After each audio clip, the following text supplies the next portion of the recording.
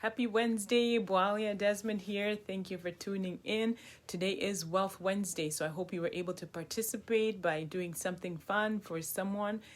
We had a lot of fun today tipping our waitress for my son's birthday and giving her a 45% tip. The kids were so excited, and so was she. So I titled my message today, How to Move from Using God as a Crisis Manager to Coming to Him as a Best Friend. And I think we've all done this. Can you think of the last time you were in a crisis and you were begging God, God, you got to move on my behalf. You got to do something.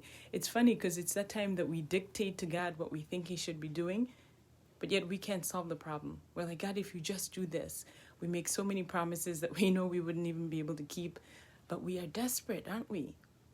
We're desperate for Him to say something. We're desperate for Him to solve our issues. So we beg and we plead, and we want Him to manage our crisis. And I started to think of all the crises that I've gone through, and this one in particular came to mind. Why? Because today is my son's birthday. Turned 18, and I remember 18 years ago, I was in a crisis because he was trying to come at 22 weeks. He was trying to come at 23 weeks, and I remember God, begging, God, please, save my baby. But it was during that time that I got to know Him as more than just somebody that could handle my crisis during that time. Yes, I was desperate, but every day He gave me comfort. Every day he started to give me peace. And I went from being such a monologue relationship where I was just the one talking all the time, to learning to be still and allowing Him to minister to me. Now imagine if, once my son was born, if I would have just said, hey, thanks God, I'll see you the next time I have a crisis. Which my crisis would have come for my next pregnancy because I had troubles too. But imagine, do you have relationships like that where you only hear from people when they need something, which is just transactional? I mean, how does that make you feel?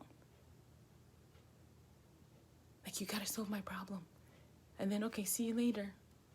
It doesn't work, does it? You can never really get into that depth when you do that. When you just check in every once in a while. Imagine checking in every couple months with someone, sending a text, hey, and then nothing again. It's kind of difficult to maintain a relationship, isn't it?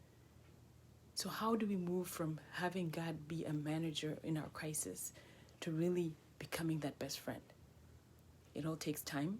It takes an investment of our time. It's energy as well too, isn't it? We invest time, we invest energy, and we just learn to start to get to know Him. Like, if this is your first time and you have no idea how to even get close to God, good morning, God. That would be like an easy step to begin with. You just say, hey, good morning, God. And then learning to be thankful, because you start to see Him moving in certain things in your life, and just being able to say, hey, thank you for doing that. Thank you for answering my prayers. Because in the beginning, it's like a relationship like anything else. It's kind of awkward. You're not really sure how much you can say. Or maybe it's just one-sided where you're the one who's constantly asking or constantly doing the talking. And then you start to realize He does answer. So now you start to learn how to just say something, and then you're quiet. And then you all of a sudden are like, wow, God He responds. And it starts to get exciting, doesn't it? The more questions you start to have, the more you start to rely on Him answering those questions. And it begins to be this beautiful relationship. It's like anything else. We sow that seed, and then we start to water it. And then it cultivates, and all of a sudden it starts to grow. And He starts to become the very thing that you crave every single day. And how else can you maintain that relationship? By getting to be around other believers. So I have a Bible study. We still meet virtually due to COVID.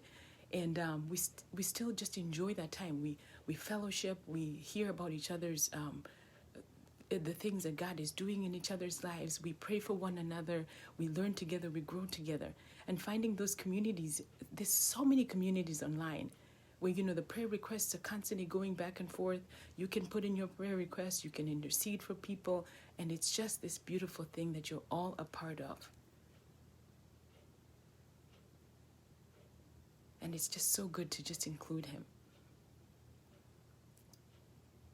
So a lot of this information I got, from a blog. It's called Life with Jesus. And in that she talks about conversations. How do you go from having transactional conversations to having soul friendships with Jesus? There's 4 questions that she puts on there that you can ask yourself about Christ. So if you want those 4 questions, you can send me a message and I'll be happy to shoot you the link for it so you can see those questions. She goes into depth with them. So if you really want to know what they are, there's 4 questions. I would be happy to share them. I thank you for tuning in. Hi, Debbie. Hey, Kelly. Thanks for watching. So I will see you tomorrow.